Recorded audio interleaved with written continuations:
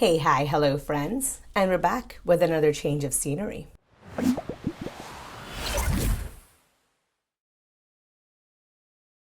So, you guys are currently in my childhood home, in so much as I have a childhood home. My parents moved a lot when I was a kid, but this is kind of where I spent my teen years. You probably can and will see a lot of my makeup stuff in the background. You know, it's no longer my room, it's mostly just a guest bedroom. Though my parents didn't get rid of any of my teddy bears or my bed. They could have gotten like something that was a little smaller, but they didn't, which is nice of them, I guess. This video may come across a little bit rehearsed. And if it does, I'm sorry. This is the third time I'm actually trying to record it. The first time I got interrupted midway through by something I had to take care of for the flight coming to the East Coast. And then the last time I recorded it was last night, and it literally completely got rid of everything. Like I had to get rid of everything. My camera overheated, it messed something up in like the footage of the video, and it was all glitchy and like I don't know how to fix that stuff. So you guys know I'm a Luddite. Anyway, this is the third time I'm making this video. It's been a hot mess of a day already. I couldn't even find mascara. I'm wearing brow gel on my lashes right now. So like, actually, I don't really have an excuse. Roast me if you'd like, but this is as good as it's gonna get for now.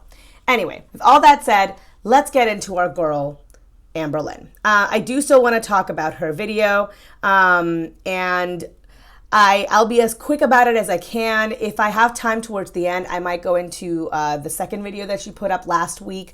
If not, I might leave that out. I kind of want to keep this a little bit shorter because I do want to focus on Chantel for now. You guys know there's been a lot happening with her recently, and I do think that that is kind of where I want to be focusing my energy, at least for a little bit. Anyway, with all of that said, let's jump right into it, shall we?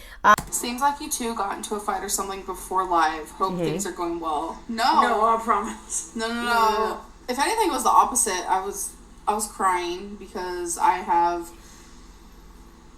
Yeah. I'm not saying this breakup is easier on Becky because that's definitely not the case. But when you look at it, you know, she broke up with me, and I'm kind of like stuck here, like, oh my god, where do I go from here?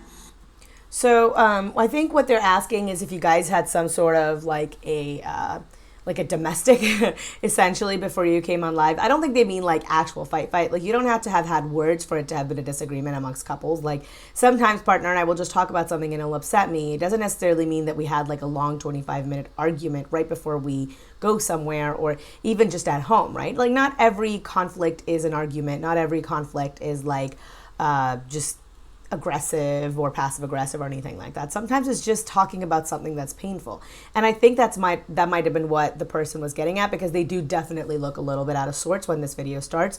You know, she has all her answers. She knows where she wants to live and everything like that. I am extremely confused, and her ducks are in order more than mine is, I guess you could say, in a little sense. In certain areas. Exactly. And then in certain areas, so are yours. Yeah, so I was crying like a little child, so it's just, you know. So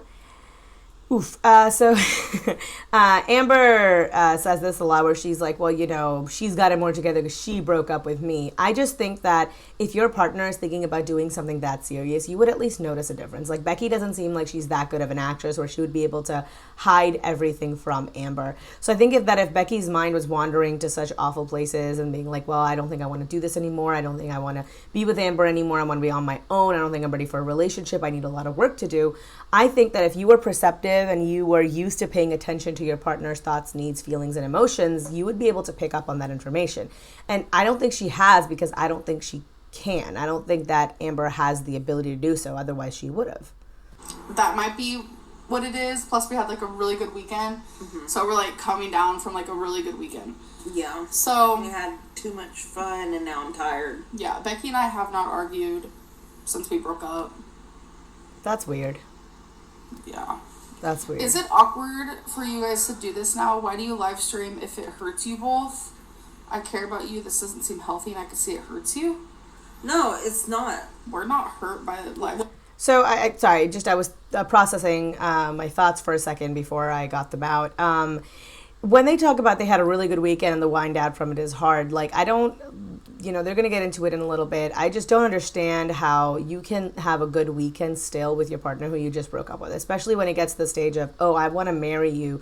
You are now my, like, fiance. We're going to get married. We're going to have this whole life together. And then all of a sudden it ends. And I don't know how you can still just have a good time so soon after, because wouldn't every good memory that you have with them also remind you of the fact that you will no longer have them in your life soon?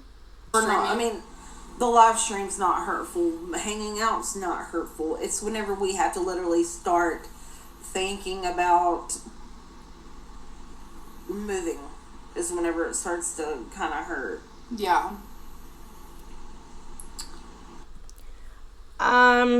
Okay.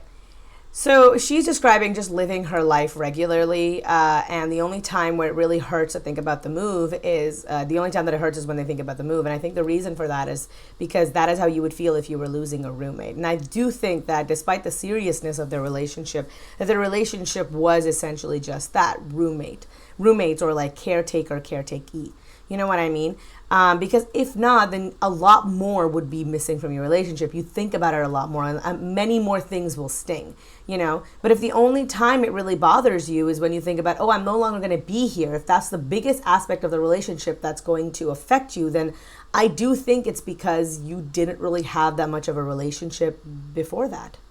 Other than that, we're totally fine. Like, we had an awesome weekend with Eric and Ricky and my family, and me and her was just there as friends. And one of my sisters did get really upset and really sad because she was like, I thought you guys were working on it and you brought her, so it just took me off guard. So she looked like she was about to cry, and then that made AmberLynn cry. I cried really hard. So I was not expecting that reaction for sure. Okay. I wasn't either. So, I haven't had a lot of experiences with breakups, to be very honest. And when I have, more often than not, I'm on the other side of the breakup. I've given you guys some history about that before. I wasn't a very nice person when I was younger. But when it comes to stuff like this, I don't know. Do you still hang out with your ex's family? Because the worst experience I've had was when I was actually engaged and I broke up with the other person. And I mean, you couldn't have dragged me through fire. Like not even that would have been enough to make me hang out with this family. Like nothing you could have done would have been enough to make me hang out with this family anymore. But maybe that dynamic was different. I mean, that ended very, very poorly. So if you guys have more experiences with breakup, please do let me know. Do you hang out with your partner's family afterwards? I know I mentioned it briefly in Callie's stream as well, but that is so weird to me. It just seems so odd to me that she would be continuing this, AmberLynn, what do you think of Beauty lying about being addicted and using on stream? I have words. I think that it's none of our business. I'm her friend, but as a viewer, it's no one's business what she's addicted to, who she sees in her life, what she does in her life. It is ultimately up to her and what she wants to share, and I feel like addiction is super private. People who are addicted to drugs lie to their family. I wanted to get through this. And 1 sec. No tea, no shade, but obviously family is more important than viewers. Like, anyone could say that. That's not me just, like, being whatever. So. Okay. Couple of things. First, yes, Amber is right in the sense that it is her. She has a right to privacy. Chantal absolutely has the right to privacy, but it is absolutely disgusting to hear Amber completely deny the fact that Chantal is the one who's been putting her entire life on blast, right? Once you put it out into the public domain, it is fair game. If you don't want people to know something about yourself, don't let them know. There's a ton of stuff about my life you guys have no idea about. You guys have never seen my siblings. You guys have never met partner. You guys don't know. I could be a hoarder for all you know. I could have 17 cats and you'd never know because I don't talk about it on camera. But Chantal puts everything up, and that's why people know about it. And then you can't stop people from having an opinion. Whether they voice it publicly or not, everyone is going to have an opinion. That's the beauty of the internet, is that now they have the ability to talk about these things, common goals with people who are miles and miles apart.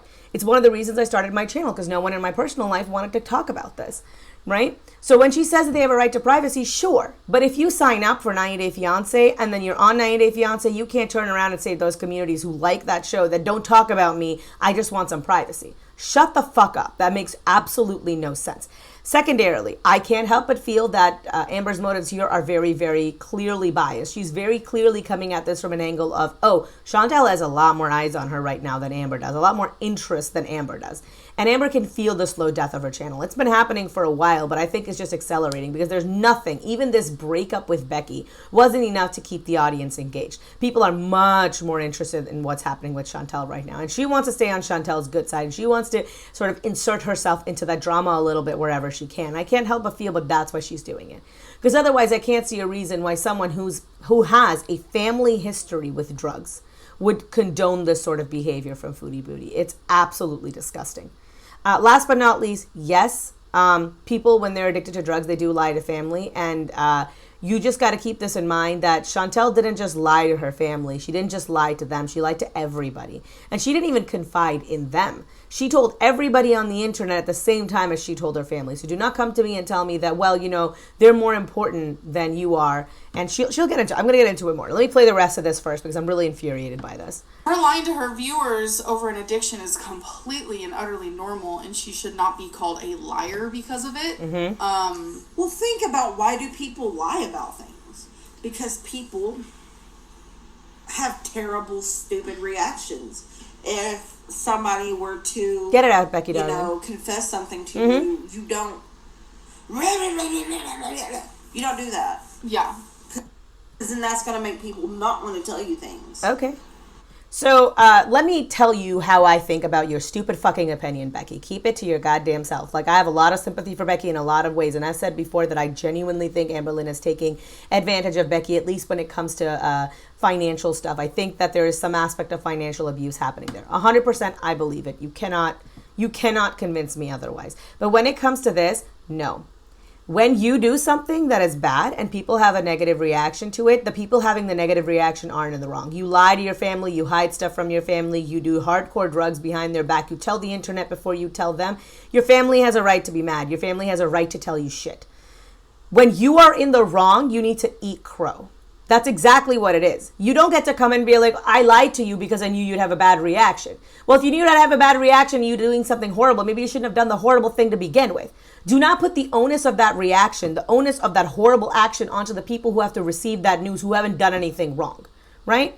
Lying is not acceptable. This just means that anytime anyone is experiencing anything, well, I'll just lie to them, right? I'll just tell my boss, yeah, the project is done. Because if I tell him that, no, I'm delayed 4 days on this project and it might not get done until the end of the week, well, he might be mad. He might get upset with me. He might send me an angry email. You know, if I crash partner's car, let me just lie to him and tell him someone else hit it. Because if I tell him, he might be upset with me. I made the mistake and I have to owe up to it. Them yelling, their reaction is not for me to dictate. Don't be quite so entitled. And as for, she shouldn't be labeled a liar because she didn't tell the truth to her audience. Chantel's a liar because Chantel's a liar. Okay? That's why she's a liar. She lies about stuff all of the goddamn time. And we'll find out about it weeks and months and later. She goes back and she revises history all of the time. Haven't you heard her continuous revision of how the breakup between her and BB happened?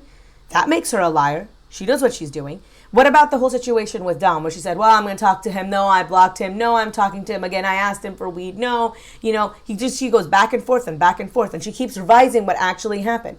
And part of the reason why I think her stories shift so much is because she lies so goddamn often that she can't keep her lies straight. So do not come in here and tell me that she's not a liar, even if it wasn't the drugs. If it was just the one time where she lied, I could understand her being like, look, guys, I'm not a liar. This is just a bad situation. I didn't know how to handle it. I couldn't face the criticism, and I'm so sorry. I'd be like, okay, she told a lie, but she's not a liar. But Chantel lies on a semi-frequent basis. And fundamentally, I'm not about to take that someone's not a liar from another liar. Disgusting. You approach it with support and caring. Yeah. You don't get to tell me how I should react to something. My emotions are my own. Other people's emotions are their own. When you fuck up, that's on you. Love, support, unending empathy isn't just given to people. At certain points, people have their limits. If you've blown past that, you need to learn to eat some humble pie. I don't think anyone should have to sit there and say what they're addicted to. That's no one's business. It's not a lie. She was withholding information that she shouldn't have to share. So, yeah, that's how I feel. No, withholding information would be not making a comment about it. Lying would mean actively saying that French Fry Girl was a filthy, filthy liar, when in reality everything French Fry Girl was saying was real. So, no, that's not withholding information. That's lying, and then that's manipulating your audience, and that's gaslighting them into thinking that what they're seeing on camera isn't what they're seeing on camera. So get the fuck out of my face. It's just so upsetting to me. And the fact that this is coming from someone who has a family history of drugs making excuses for Chantel online is absolutely disgusting. Disgusting. AmberLynn, this would be such an amazing time to try to find a therapist. Yeah. Yeah. She won't do it. Trying to make Becky feel bad for leaving you, huh? Question mark. Well, okay. I guess you can consider my feelings and thoughts tea. Wait, first, are you okay? Yeah. When people say that you are trying to make Becky feel bad, I think people mean that you are being an active bitch to Becky. I don't think they mean that you don't deserve a right to your own feelings. You don't deserve a right to your own emotions. They're not saying that you shouldn't feel bad about it. They're not even saying that, like, you don't have an entitlement to feeling hurt by Becky's actions or betrayed by Becky's actions. But when you're coming on camera and you're continuously throwing shade at Becky, you're continuously pointing out her negative behavioral traits, while Becky's not doing any of that shit to you, then yeah, you are making her look bad on camera on purpose. You are trying to make Becky look very negative in a certain light. She even said it, I think. She says this either sometime in this video or sometimes in a previous video, where she talks about how she's like, well, you know, Becky is not perfect and Becky has like this, and this flaws. What about your flaws? How about you talk about your own flaws too that contributed to the breakup? How about you try and be a little bit more self-reflective? And this just goes back to that question of therapy. Amber's not willing to do any work on herself, which is why this is all Becky's fault. Relationships, very few of them ever fall apart because of just one person. Most of the time, both parties contribute something to a breakup, right? Some of the times there's just cases of like actual physical abuse or like emotional abuse, and you can say, yeah, no, like 99.99% of the blame is just on one person. But a lot of times they fall apart because both parties have flaws. It could be 60-40, but there's still a 40 you should be fucking telling us about. Sorry, I'm swearing a lot. I'm like, between the fact that I have to refilm this video and Amber's shitty attitude towards this whole thing, I'm like in a bad mood. Okay. I had a tickle in my throat. She proposed to me. This is all stuff we've talked about, so I'm not throwing shade, okay? She proposed to me, and we were in love, and we had some of our future planned. So yeah, she should feel like fucking utter shit for breaking my heart. Who's to say I don't? It is what it is. So you are not owed, and you are not owed a relationship. You're not owed Becky's undying love. You're not owed a future together with her. Anything she chooses to share with you is just that, a choice. You're not entitled to any of that. So her taking it away doesn't mean that she's a bad person for doing that. And her decision to break up was very mature. Her reasonings were very mature. Just because you refuse to see it doesn't mean it's so. More importantly, once more, she's saying that she should feel like utter shit. Becky's sitting there saying, you know, who says I don't? She's expressed multiple times that she still loves Amber and this wasn't easy for her. And Amber is refusing to acknowledge any of that. She doesn't even give it a passing thought how Becky is feeling. Just that she should feel like garbage. But I don't want her to feel that way. Liar. Like, I would rather me just feel like absolute shit garbage. Yeah. Becky made the choice that she felt was right for both of us, and I have to respect her in that choice, obviously. She says she has to, but she doesn't want to. And more importantly, she's not respecting Becky's choice because she's literally shitting all over Becky every chance she goddamn well gets. You can see that literally she's doing that right now, too. She's like, well, you should feel like utter garbage about it. And she's like, but I don't want her to. Really? After you said you should feel like utter garbage about it, you're going to turn around and tell us that you don't actually want Becky to feel like utter garbage? Like, what narrative is it? Like, I know she played it off like a joke, but she wasn't joking. Her tone, like, look back and you'll see. Her tone was not one of joking. She was dead serious about this. Like, a lot of people were, like, confused. They were like, why aren't you fighting for your relationship? Because in one of the live streams, I said that I'm not going to beg for Becky to be with me. And I think I should have explained myself a little bit further. when I thought things were fixable, I did beg. I said, I will fix this, I'll fix that, I'll do everything I can, because I did not want to be without her, you know? But then, when she finally was just like, nothing, it's not that something is broken. It's just that this is best for both of us. That's when it made me realize you can't beg someone to be with you when their mind is already made and when there's nothing you can ultimately do to change their mind. So, a couple things. Sorry if there's weird pauses or if my screen's flickering a little bit. I've already experienced this once. I want to make sure that the video is recording correctly, so you might see me flicker back and forth between the software that I use to make sure everything's working. Apologize for that. But Amber is essentially saying that she told Becky that all the stuff that Becky is concerned about, she'd be willing to change. Now, it comes down to whether or not Becky believed her. I don't think Becky did, and quite frankly, I don't think Becky should. Amber has shown no ability to actually learn from her behaviors in the past and to make any sustainable changes for herself in the future. We've seen that. I mean, just take a look at the cancer scare. She had a huge scare rather than doing something about it and trying to fix something about herself to try and like lose the weight so she can get the proper scans that she needed, make sure that her life she can live in a healthy, sustainable manner. She just gained the weight back. She continued her poor pattern of behavior because the fear, the immediate fear of cancer faded from her mind. And once that faded, all of the other stuff that she's burying with food came right back because she's not willing to address it, right? She goes to a psychiatrist to get re-upped on her medication, but she doesn't actually talk about the things that lead her to being the way that she is. Until you unpack that, you have no chance of moving forward. Eating disorders are very, very treatable. Did you know this? They're one of the most treatable forms of mental illnesses out there. Eating disorders are highly treatable. I think something like 80% of people who have an eating disorder can get better if they seek help.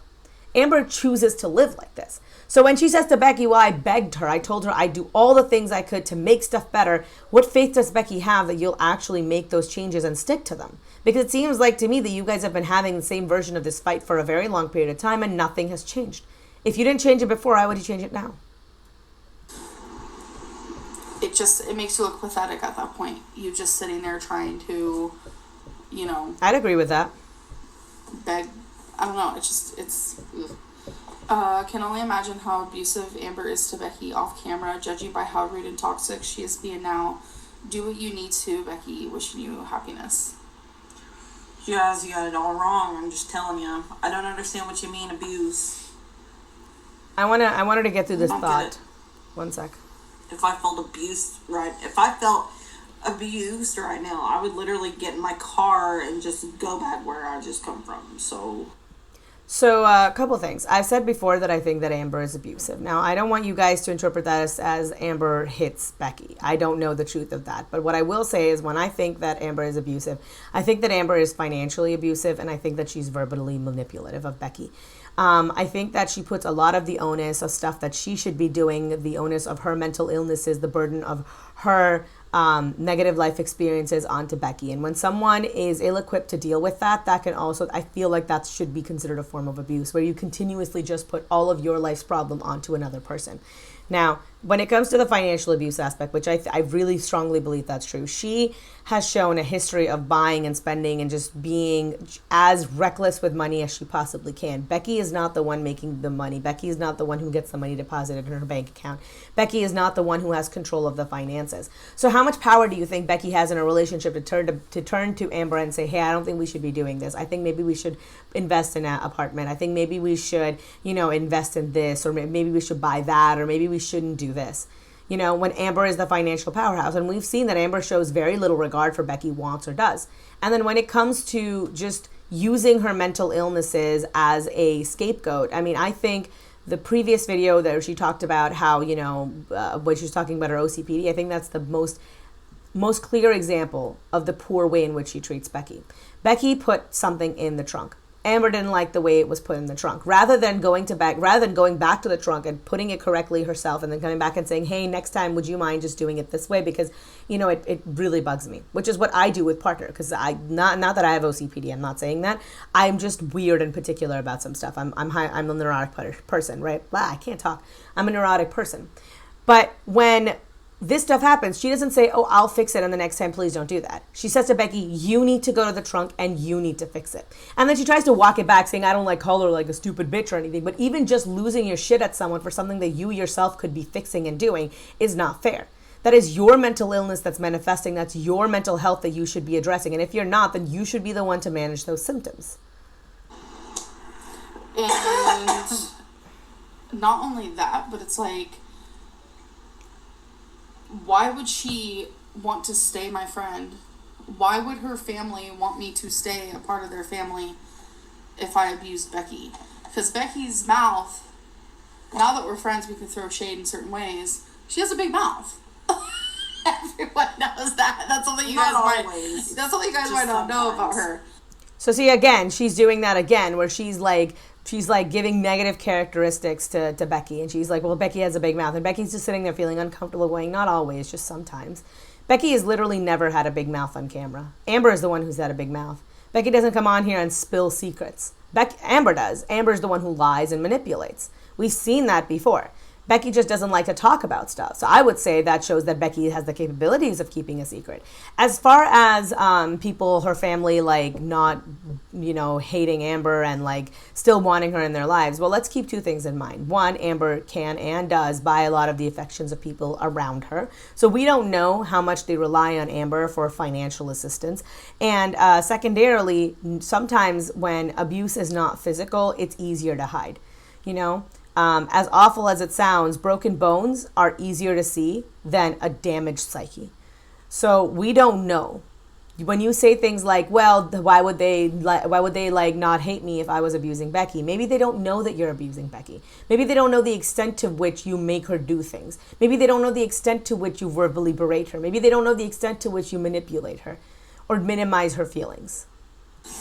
If I was abusing Becky, trust me, her family would know, friends would know, like, her family and friends know all about her past relationships, like...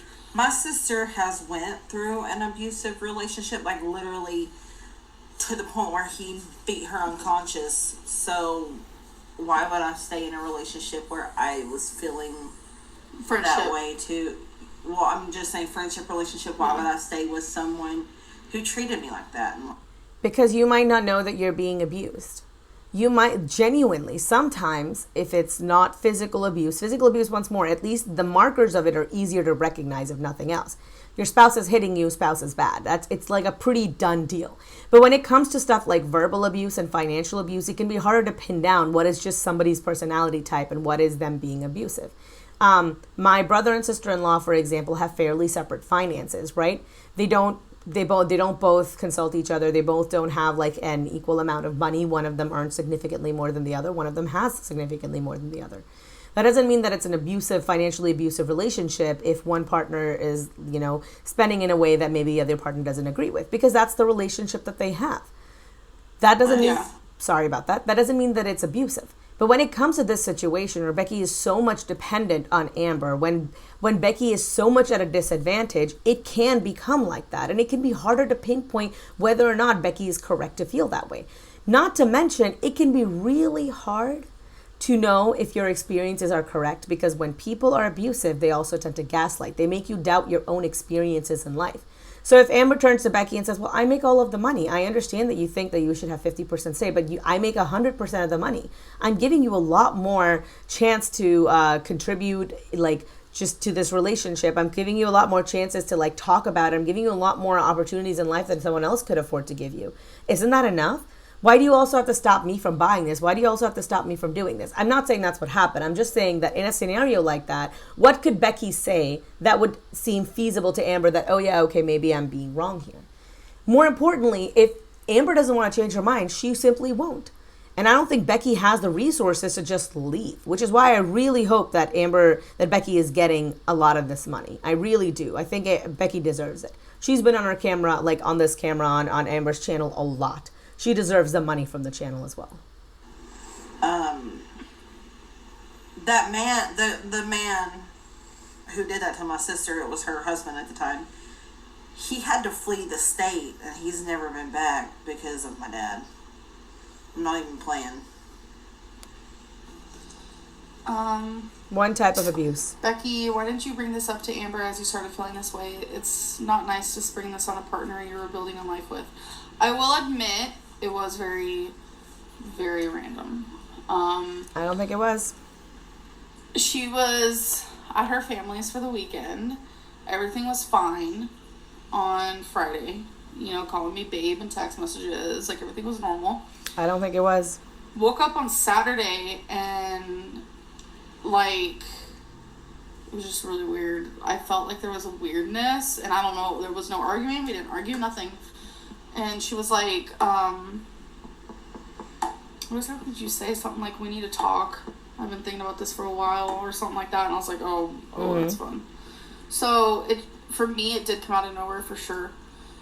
If my partner was ever thinking about leaving me, there is almost, I mean, unless he's like a world-class liar, like pathologically good at lying, I highly doubt that I would not be able to pick up some inkling of the fact that, you know, he was dissatisfied. I absolutely do not believe Amber when she says that, well, I was completely blindsided. I think if Amber didn't know, it's because she didn't want to know. But I mean, here, we had a really bad fight. We did. We had a bad fight.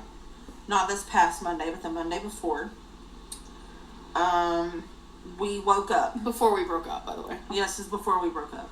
But see, Amber doesn't mention that, right? She doesn't mention the fact that they had a really bad fight very shortly before they broke up. Amber is like completely glossing over the fact that this happened at all. To her, it was a non-entity. To her, it was a non-issue.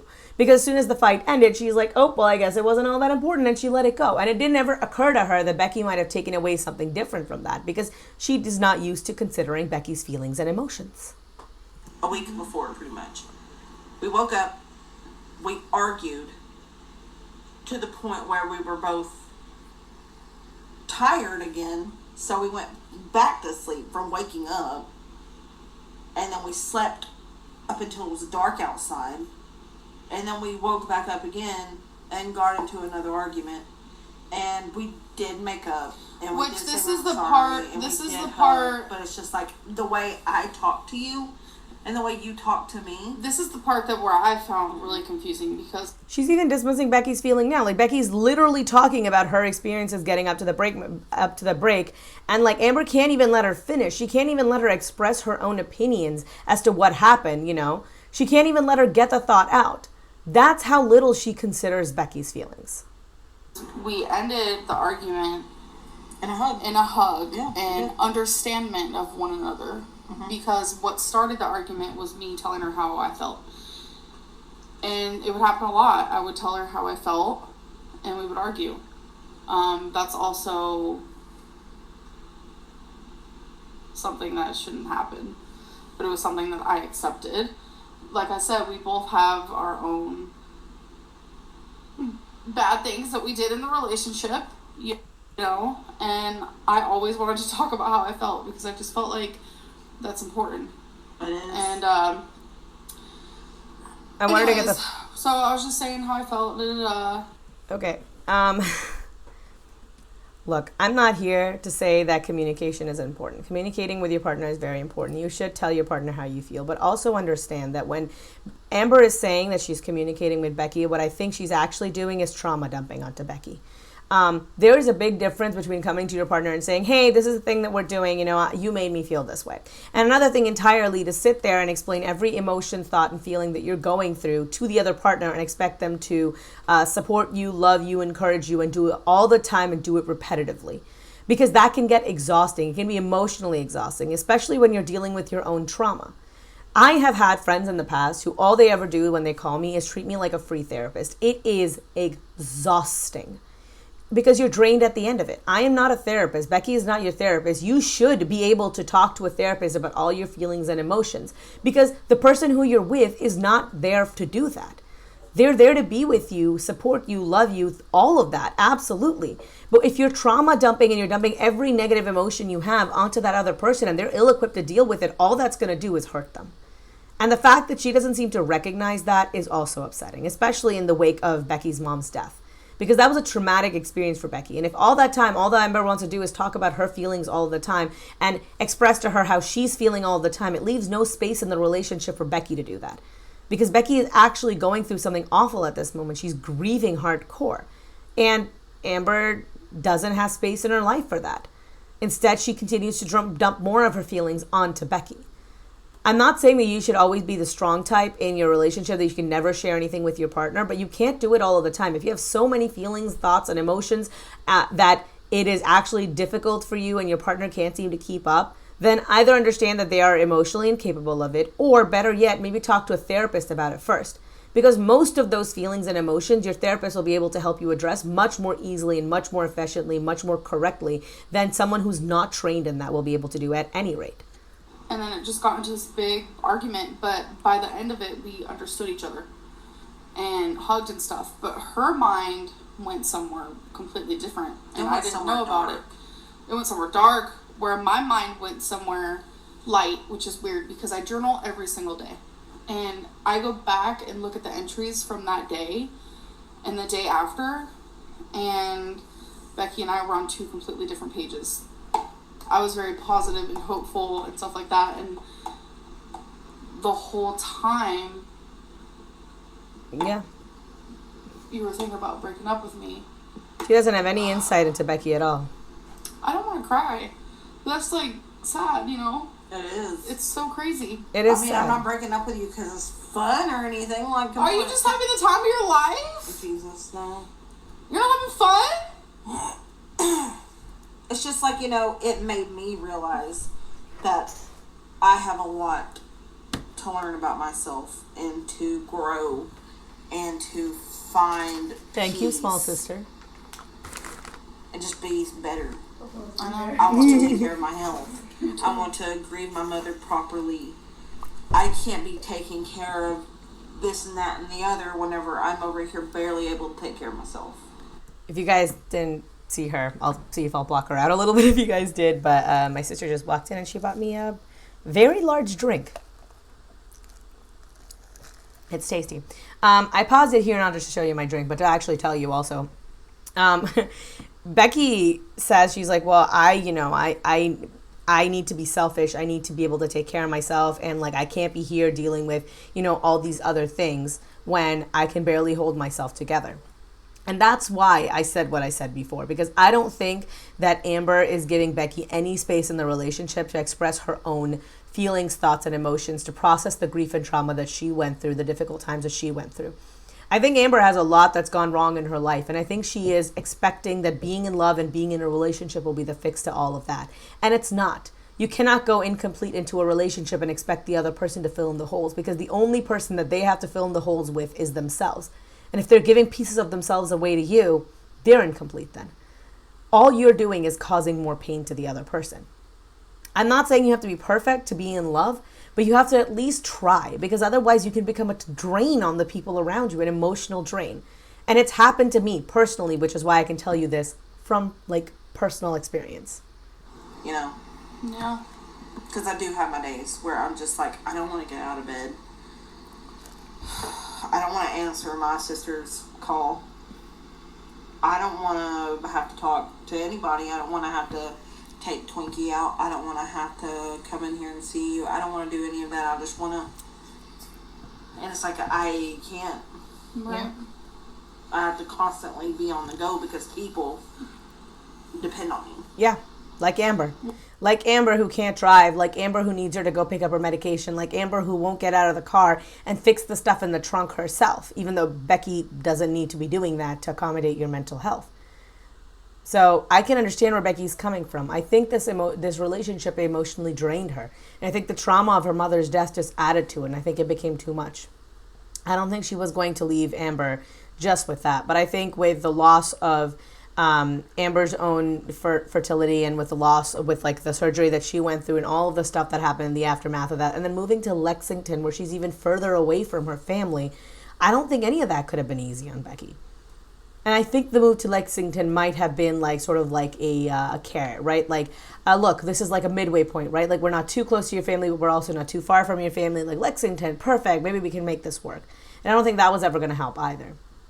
I think that Amber spent the entire relationship expecting that everything that Becky had, she would be able to give her, and that Becky would make her complete, not realizing that without being at least somewhat complete herself, she's just going to deplete the other person. She's just going to put them into the same sort of unhappy misery that she's in. She's literally dragging down the people around her. When people are damaged enough, they become an emotional black hole. They don't realize it, but they take from people. They put the burdens of their own struggles onto everybody else. And I'm not saying that if you've had mental health care concerns that, you shouldn't confide in people. You should absolutely do that. 100% you should tell people in your life. But you should also seek professional help. Because your loved ones love you a ton, but they are not professionals and they don't know what's best for you. They won't be able to help you. All they'll do is they'll be able to empathize and sympathize with you. That's it. They can't make it better. But professionals can, so that maybe one day they don't have to empathize and sympathize with you. They can share in your joys rather than in your sorrows. Or you need to have moments where people don't depend on you, where you're just like, yo, I'm checking out for the day. Or a few days, Yeah. Y'all, we're very open, as you can tell. Yeah. We're just like super open. I just don't feel I'm in the place for a relationship. Becky is being very open. Becky is expressing how she felt. Becky's explaining how she came to the decision that she came, of why she feels the way that she feels. She's explaining both the good sides and the bad sides. She even mentioned in one of the previous videos how she wasn't very kind to Amber in the beginning. She's owing up to her faults. She's owing up to the good things and the bad things. Amber isn't being open. Amber isn't saying anything except making passive-aggressive swipes at Becky, other than saying, I'm real sad about this, y'all. I'm real sad about this. And I get that. I get that she's sad. I'm sure she is sad. But she isn't open and honest. She isn't telling me anything I don't already know. And that could be years. It could be never. I don't know. And you've opened my eyes, doing this. I feel the same way. Relationships just clearly aren't for me. Like, it is what it is. Like, they're just not. So. I just want to be selfish. You have been. I'm talking. What an absolutely fucking bitchy thing to say. This made me so upset. Poor Becky. And she's saying that I just want to be able to think about myself for a little while. And Becky is literally making her feel bad for putting herself first. That's garbage person behavior. That's disgusting. About, I've never been allowed to just bitch think of me. Yeah, because you've been in a relationship for over 4 years. With you. And then even before that, it's just like I was in such a stupid, naive place. I was like, oh, me and Nina broke up. I'm not good enough. I have to find somebody else pronto. Mm-hmm. And then I dated that one girl. I had that one night stand. None of that worked out. I wasn't looking anymore. And then boom, you popped in my life. Mm-hmm. Yeah. No. So in conclusion, I just kind of want to reiterate the couple of thoughts that I have from this. From watching this video, I feel like it's pretty clear. Becky has a clear-cut idea of what she needs, what work she needs to do on herself before she feels like she's emotionally healthy enough to be in a relationship. Not physically as well, but mostly emotionally, right? She's a mess from her mom's death. She needs to be able to take time to grieve. She needs to be able to get over that, and she just hasn't had the opportunity. And I think that with Amber continuously piling on to her, I don't think it's helped. Amber has no idea what she should be doing moving forward. She doesn't care or want any improvement in her life. That's very evident by the fact that even now she's like, this would be a good time to find a therapist. Yeah. One sec. She's just continuing to exist the same way that she always has, not realizing that this is literally what led to the death of her relationship. It's the same thing. Becky was right not to believe her, because even now Amber is unwilling to change. So all in all, it's a really sad state of affair. I feel bad for Becky, and I do feel bad for Amber. I just really wish she would use this as an opportunity to grow rather than as an opportunity to stagnate, which is what she's done, which is what she always does. She always makes promises, She writes checks that her brain can't cash, or I guess I should say her attitude can't cash. She's not willing to change anything about herself to fundamentally change her life, and sometimes you need that. You need to change your life to make a change for the better, to keep people around you happy. Anyway, that's all I have to say for this video. I'm not going to talk about the Thursday live that she did last week. I might combine it with the live that she did Tuesday, yesterday, and maybe put that out some point this week or this coming weekend. I don't know. let's see. Overall, though, that's all I have to say for now. Thank you guys so much for watching. If you like this video, give me a thumbs up. If you hated this video, you can go ahead and give me a thumbs down. That's totally okay. I respect everybody's opinions here. Subscribe if you haven't already subscribed. Hit the notification bell down below and hit all when you want to know when I upload any videos right away. I've got all my social medias linked down below, as always. I've got Instagram, Twitter, and I've got Patreon. Think of Patreon as a tip jar for the internet. So if you like the job that I'm doing here and you want me to continue, consider tossing a few coins in my direction. You don't have to. It's not necessary. But I really do appreciate it, and it really does help me out. Maybe I can use some of that money to buy myself a tripod in this place, because currently I'm taping my phone to a wall to record this video, okay? That's the level of jank we've descended to. Honestly, don't feel stressed about it, but I really do appreciate anything anyone can give me. It makes a big difference. Like I said, I'm still saving for a camera. I have my sights on one. I'm so close. And I wanted to say a special shout out to D. Higgins, my $25 patron. You mean a world to me, like one whole world from the Loki multiverse. And genuinely, you make a lot of the purchases I make possible. Thank you so much. And a special thank you to my sister who bought me back this cooler, because it's delicious. It's a lot, though. I'm probably going to have to drink that, only half of it, because, my God, the sugar crash from that. Anyway, I'm rambling. Thank you guys so much for being here. I'm Jasmine, the sequel, and I am not relatable. Peace. A special thank you to my patrons, Acrophobe, Ariel M, Christina, Courtney EP, Wild Rose, Santhal, Jam Beans, Lauren Chris, Debbie Elliott, Juliet Q, Justa Jude, Kate O, and a special thank you to my $25 patron, D. Higgins.